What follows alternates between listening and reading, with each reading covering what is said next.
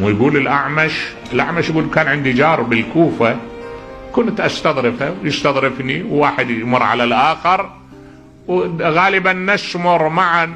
يقول اجت الزيارة ليلة الزيارة مريت عليه، قلت له ما رأيك بزيارة الحسين؟ قال لي زيارة الحسين بدعة، وكل بدعة ضلالة، وكل ذي ضلالة في النار. لهكذا قال لي نعم.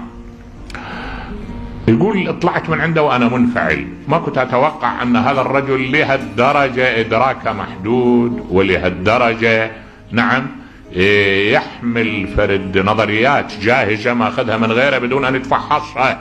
يقول رجعت إلى البيت وقلت أرجع ليه بالسحر أعيد الحديث معه مرة أخرى وأحاول أن أقف يعني أجادله. يقول جيت طرقت الباب طلعت لي زوجته، قلت لها أين فلان؟ قالت لي هذا راح إلى الزيارة، ذهب إلى الزيارة. زيارة من؟ قالت ذهب إلى زيارة الحسين. يقول أنا هيأت وطلعت رأسا ركبت جوادي وإجيت إلى أن وصلت إلى الضريح لقيت هذا ساجد بالحرم يصلي.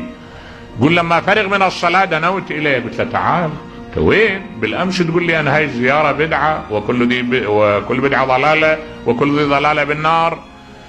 قال لي أنت فارقتني، لما فارقتني أنا نمت وفي نفسي من هذا الأمر شيء، هجعت عيناي شفت ركب، هذا الركب يلفت النظر، ركب عليه الهيبة والوقار بنساء اثنين وبرجال. سألت من هؤلاء؟ قالوا لي هذا رسول الله صلى الله عليه وآله، وهذا علي بن أبي طالب، وهذا الحسن، وهذه خديجة، وهذه فاطمة. قلت وين رايحين هؤلاء؟